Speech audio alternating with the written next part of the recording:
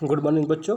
हमने कल आपको इस पद्यांश का अंश आपको लिखने के लिए दिया था, लेकिन आशाओं के विपरीत आप किसी ने भी ऐसा कोई कार्य किया नहीं कि आप सबको कुछ कहा जाए। तो चलते हैं, हम आपको इसी पद को एक बार पढ़ा देते हैं, बता देते हैं कि आपको लगेगा कि तो बिन पढ़ी चीज़ है, इसका अर्थ हम कैसे बताएं। ठीक, थोड़ा देख लेते हैं। देखिए, इसमें आपने इसका प्रश्न में देख लिया होगा, तो ये मजदूर पे प्रश्न पूछ रहा है, तो जिससे ये पता चल जाता है कि प्रस्तुत काव्य जो हमारा है मजदूर और किसान, इन्हीं दो बिंदुओं पर लेकर के लेखक ने कवि ने लिखा है।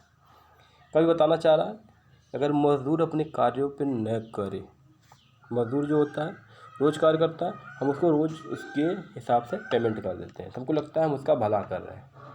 कभी यही बताना चाह रहा है, अगर वो भला जो मेरे साथ वो कर रहा है, अगर एक बार वो न करे तो क्या होगा। देखते हैं इसको कवि ने क्या लिखा है इसमें। पृथ्वी की छाती फाड़ कौन या अन्न उगा लाता बाहर, दिन का रब निस की शीतलता लेता अपने सिरा को। कब कह रहा है पृथ्वी की छाती फाड़। अब आप बच्चों जान रहे हो, जो पृथ्वी होती है, धरती बड़ी ही हार्ड कठिन होती है, उसकी भाई पकड़, धरती इतनी, इसकी मिट्टी इतनी हार्ड कठिन होती है, उसको हम लोग नहीं फोड़ सकते। लेकिन जो किसान होता है, मजदूर होता है, वो पृथ्वी की छाती को फाड़ करके अन्न को उगा लेता है। कितना कठिन संघर्ष करता रहता है। आगे कह रहा दिन का रब, दिन में रवि अर्थात सूर्य होता है, दिन में सूर्य की गर्मी हो, या आगे कह रहा निस की शीतलता, निस माने रात, रात्रि की शीतलता माने ठंडक, रात्रि की कितनी भी ठंडक हो, लेता अपने सिराकों पर। किसान जो है अपने सिर पे अर्थात अपने ऊपर हमेशा झेल लेता है। जैसे वह कार्य कर रहा है तो नहीं देखता कि आज सूर्य में आज धूप बहुत तेज, आज कार्य नहीं कर, वो जब वह कार्य की ज़रूरत होती है तब उस कार्य को करता है, चाहे रात्रि की ठंडक हो, शीत ऋतु की ठंडी हो, या दिन का गर्मी हो। आगे कह रहा है कंकड़ पत्थर से लड़ लड़ कर, खुरपी और कुदाली से ऊसर बंजर को उर्वर कर, चलता है चाल निराली ले। कभी कह रहा कंकड़ पत्थर से भरी हुई ज़मीन हो, उसकी जो खुरपी कुदाल के जो हथियार हैं, खुरपी और कुदाल हैं, वह कितने भी कंकड़ीली पथरीली ज़मीन हो, उससे लड़ लड़ के वह अपना कार्य करता रहता है। चाहे ज़मीन बंजर हो या ऊसर हो, ऊसर को हम ऊर्ध्वक भी कहते हैं, अर्थात बिना कुछ उत्पन्न हुए वाली चीज़ें कहते हैं। बंजर भी ऐसी ज़मीन होता है। कहता है कि ऊसर वाली ज़मीन हो या बंजर की ज़मीन हो, कंकड़ पत्थर की भी, लेकिन वह अपनी खुरपी कुदाल से सदैव चाली चाल से कार्य में लगा रहता है। आगे कभी कह रहा है मजदूर भुजाएं वे तेरी, मजदूर शक्ति तेरी महान, घूमा करता तू महादेव सिर पर लेकर के आसमान। आगे कह रहा है कि हे मजदूर, जो तेरी भुजाएं हैं,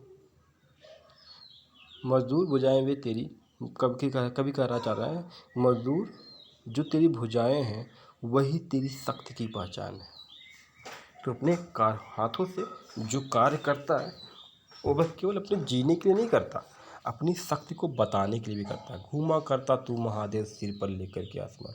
तो ठीक उसी तरीके से कभी इसको कहता है मजदूर तो महादेव ईश्वर के समान भी हो गया है, या महादेव जैसा हो गया है, जो अपने सिर पर अर्धचंद्र और पूरे विश्व की शक्तियाँ लेकर के घूमते रहते हैं। वैसे ही ये मजदूर है जो पूरे विश्व के कार्यों को लेकर के चलता रहता है। पाताड़ फोड़कर महाभीष्म भूतल पर लाता जलधारा। कभी आगे कहता है तू तो भीष्म जैसा महारथी या महाबली, या तो उनके जैसा भीष्म जैसा अटल है। भीष्म क्या थी? भीष्म की प्रतिज्ञा थी, वैसे ही भीष्म प्रतिज्ञा जैसा तेरा भी है। तू पाताल तक पृथ्वी को फोड़ करके लेता जाता है, फिर इस समतल जमीन पर उस जलधारा को ले आता है। प्यासी भूखी दुनिया को देता तो जीवन संबल सारा।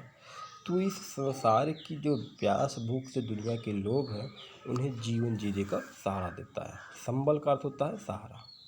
खेती से लाता है कपास। कभी कहता है जब तू कपास की खेती करता है, धुन धुन उस रुई को धुनता है, बुनकर अंबार पर, अंबार का वस्त्र होता है, अंबार का कह रहा है उस रुई को धुन करके तू वस्त्र में परिवर्तित कर देता है।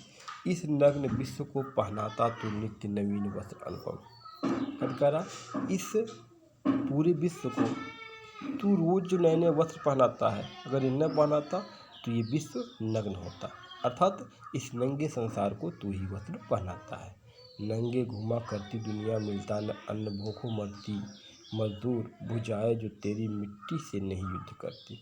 कभी आगे कहता है, हे मजदूर, अगर तू अपनी भुजाओं से इस मिट्टी से युद्ध नहीं करता तो ये धनी दुनिया नंगी होती, किसी को भोजन न मिलता, लोग भूख से मर जाते। लेकिन आप एक ऐसे सर्वसिद्धिमान भीष्म जैसे अटल महान आत्मा पुरुष हो जो इस नंगे भूखे लोगों को अन्न वस्त्र जल देते रहते हो। कभी आगे कहता है, तू छिपा राज उत्थानों में, तू छिपा कीर्ति के गानों में। कभी यहाँ बताना चाहता है, किसी भी राज्य का कितना भी उत्थान क्यों न हुआ हो, वह राज्य कितना भी बड़ा क्यों न हुआ हो, उसको बढ़ाने के लिए उसके मजदूरों का हाथ होता है। या तो छिपा कीर्ति के गानों में, किसी की कीर्ति यश गाथा शोभा कितना भी गाते रहे, वह मजदूरों के द्वारा उत्पन्न किया गया है ही कार्यों के द्वारा होता है। जैसे हम लोग ताजमहल को बखान करते हैं, अब ताजमहल को हम लोग क्वेश्चन पूछते हैं तो होता है ताजमहल किसने बनाया, लोग कहते हैं शाहजहाँ। क्या शाहजहाँ खुद आके ईंट रख रहा था वहाँ पे? ऐसा तो उसने नहीं किया था, वहाँ पे उसके मजदूरों ने उस कार्य किया था जो शाहजहाँ की कीर्ति को आज भी गा रहा है। ऐसे ही हम किसी भी राज्य, जैसे अमेरिका ने अपना उत्थान अमेरिका ने किया, वहाँ के मजदूरों ने मिलकर किया है। इसी तरीके के इस कार्य को यहाँ पे कवि बताना चाह रहा है। आगे कवि कह रहा मजदूर। अब मजदूर के साथ कवि को दुख है, सुख है, आशा है, निराशा है, संपूर्ण क्रियाएं हैं। वह कह रहा भुजंग भुजाएं तेरी ही दुर्गों की श्रृंख उठानों में, तू छिपा नव निर्माणों में, गीतों में पुराणों में, युग का चक्र चला करता है तेरी पदगति की तानों में।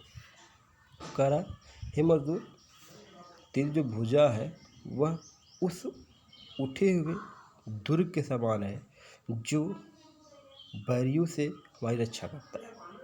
इस तरीके से कभी कह रहा है मजदूर भी इस तरीके से हमारी सारी विपदाओं को हर लेता है। तू छिपा है नव, तू नए निर्माणों में छिपा हुआ है, क्योंकि नए निर्माण का कार्य मजदूर ही करते हैं। तू गीतों में भी है, पुराणों में भी है, क्योंकि पुराण भी हमेशा, पुराण हो या गीत हो, जो हमें सदैव कर्म करने की सलाह देते हैं। ऐसे ही कर्मरत कार्यों की पहचान मजदूर के द्वारा होती है, इसलिए हर जगह तेरा ही गुणगान गाया जाता है। आगे कब कहता है युग का यह चक्र चला करता है तेरे पद के तानों में। कब कहता है जो युग, जो समय का चक्र चलता है, जैसे हम किसी भी राज्य के किसी भी शासनकाल को स्वर्ण युग मानते हैं, तो ये स्वर्ण युग था, ये वहाँ के मजदूरों की क्रियाकलापों द्वारा किए गए कार्य की वजह से था, न कि किसी और की वजह से। ठीक, तो बच्चों इस तरीके से मैंने बता दिया है। इसमें जो आपके 6 प्रश्न हैं, इन प्रश्नों को आप लोग करें, अपनी कॉपी पे लिखें, फिर उसके बाद हमें ज़रूर व्हाट्सएप के ज़रिए दिखा दें, जिससे मैं आपकी कमियां, अच्छाइयाँ, बुराइयाँ जो कुछ भी हों उसको मैं बता सकूं। ठीक है, तो आप अपने कार्य को करें और आगे मैं आपको दूसरा इस तरीके से पद दूंगा जिसे आप लोग करने का प्रयास करेंगे, फिर इसको मैं डिफ़ाइन भी कर दूंगा। ओके, तो आज के लिए बस इतना ही। Thank you.